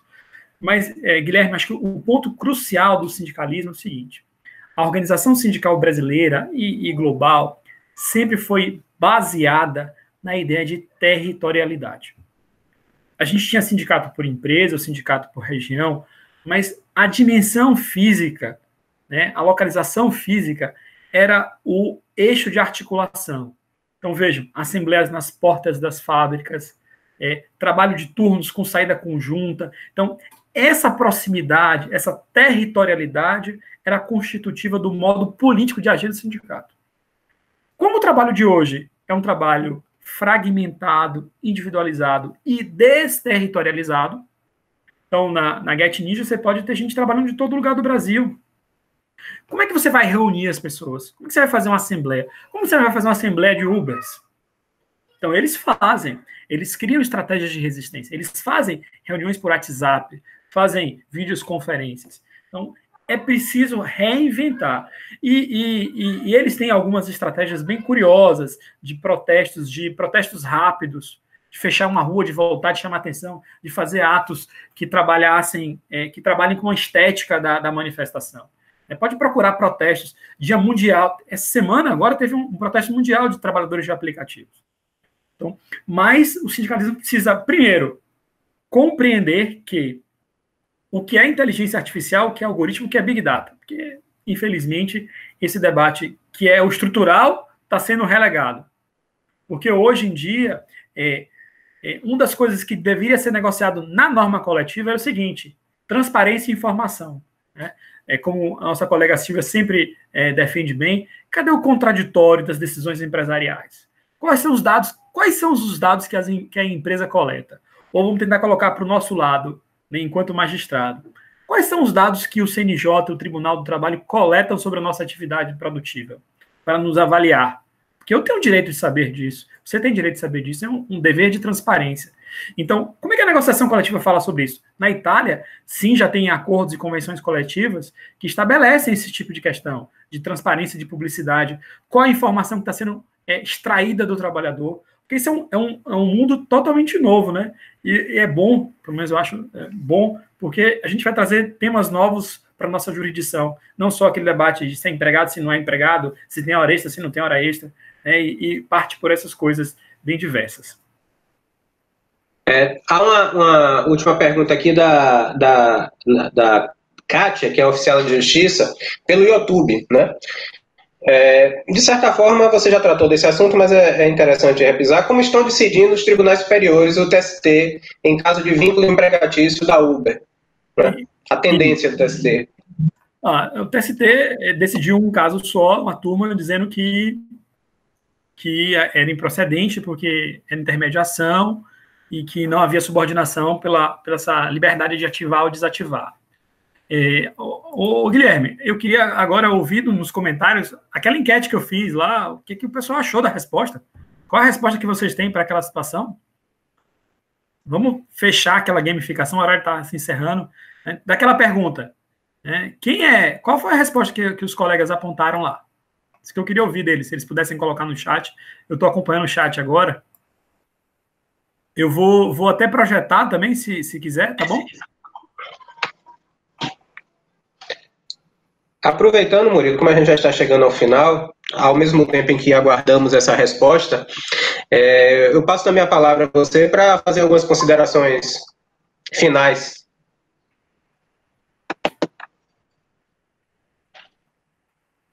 Tá vendo a enquete agora? Vocês estão vendo? Tá. Então, é possível, sim. O que eu iria dizer é o seguinte: a tecnologia é algo fantástico. Ela em si não é boa nem má. Quem dá essa destinação má ou boa são os homens, conforme seus interesses. Então, não me parece adequado retornar àquela estratégia luvista de ser contra a tecnologia. Ao contrário, a gente tem que conhecer, em primeiro lugar, conhecer bastante a tecnologia, dominar a tecnologia e torná-la transparente para os nossos usos, conforme os nossos interesses, sobretudo de acordo com o nosso projeto constitucional. Especialmente no tocante a essas empresas de tecnologia, é preciso transcender, recuperando a ideia de primazia da realidade, as propagandas. Parece que a gente se conformou muito em transcender as propagandas. É preciso identificar exatamente o que a empresa faz, como ela faz. Algumas das informações que eu dei aqui sequer foram discutidas nos processos. É claro que a advocacia também tem um papel de refinar suas pretensões para identificar esses detalhes, que às vezes não são postos no processo. Mas outros detalhes são de conhecimento público notório. Então, o que eu queria deixar de recado?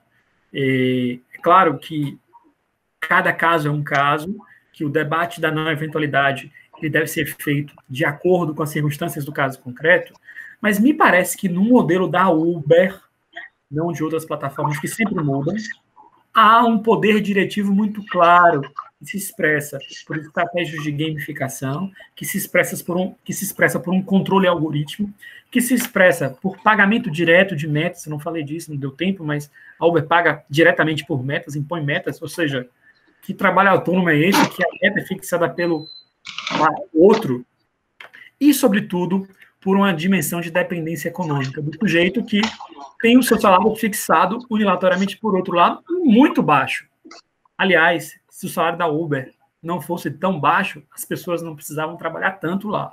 Então, essa aqui é a dinâmica. Eu preciso dar um salário muito baixo, como se fez, meus caros, há 200 anos atrás, há 100 anos atrás, no sistema do suor. Quem lembra da história do trabalho? O sistema do suor, do suadouro, era esse. Trabalho por peça, por produtividade muito baixo para trabalhar muito. A pessoa chamava toda a família para trabalhar. E a gente proibiu isso, digamos assim.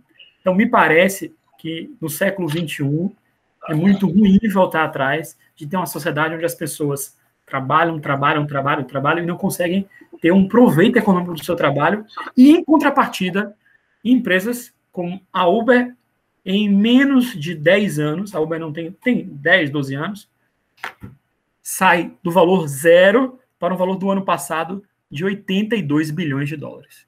Ou seja, houve sim apropriação econômica, houve sim assimetria, se conseguiu fazer com seus méritos um grande serviço de transporte, mas às custas de um trabalho precário das pessoas. Então, se a gente quer uma sociedade melhor, como se defende na Constituição, a gente precisa enfrentar essa situação. É isso. Estou vendo aqui várias respostas já, Murilo, à enquete, e todas vão mais ou menos no sentido de todas as respostas. Quem é esse trabalhador? Todas as respostas, né? Que há uma identidade na dinâmica da relação de trabalho. Nosso colega Júlio Massa, inclusive, acrescenta ainda o próprio juiz do trabalho nesse ambiente do cenário da pandemia, né? Com o teletrabalho também. Excelente resposta, Júlia. Vou acrescentar. Mas o objetivo dessa brincadeira, meus caros, é apenas dizer o seguinte: a forma de trabalhar não é constitutiva da relação. A gente pode ter uma flexibilidade, uma liberdadezinha no trabalho, mas isso não constitui a relação. A gente viu aí que há 5 ou 6 categorias totalmente distintas, com regimes jurídicos distintos, que podem ter essa flexibilidade ou essa liberdade. Ou seja, não é a forma, um modo de trabalhar que vai se definir a relação. O que vai definir a relação é o tipo de engajamento e envolvimento entre seus atores. Sobretudo, no meu modo de ver, o padrão econômico que está por detrás. Se há trabalho assalariado, como me parece que é o caso da Uber, há necessidade do regime jurídico hábil a regular o trabalho assalariado e garantir um mínimo de igualdade ou de justiça ou de compensar a simetria econômica das partes. É isso. Obrigado pela atenção. Desculpem os embaraços, né? Teve uma hora que, não sei se vocês ouviram, minhas filhas começaram a gritar, bater na porta, e, enfim, mudei aqui a posição. Desculpem os slides, assim, mas eu tentei fazer de forma mais clara possível. Obrigado. Nós é que agradecemos, professor Murilo, né? Eu agradeço aqui em nome da Escola Judicial, do nosso diretor Jefferson, da nossa coordenadora Andréa Presas, né, por essa aula. Compreendemos perfeitamente essas dificuldades cotidianas nesse ambiente da pandemia, porque certamente todos, em certa medida, as vivenciamos também, né? Vocês não ouviram aqui no fundo, eu acho, mas aqui também estava um certo barulho de criança conversando e brincando. Então, é algo comum mesmo a todos. Mas o que importa é que essa sua exposição, Murilo, e esse debate em torno das perguntas formuladas pelo auditório foi muito rico, foi muito engrandecedor. Eu acho que saímos hoje dessa aula, desse evento, com uma percepção muito melhor do fenômeno jurídico em relação a esse tema específico. Então, nesse sentido, é que eu reitero os agradecimentos e faço uma última lembrança para que não se esqueçam do formulário de avaliação para validação da carga horária na formação, ok? Muito obrigado, professor Murilo, muito obrigado ao auditório, e com isso eu dou por encerrada a nossa aula. Obrigado.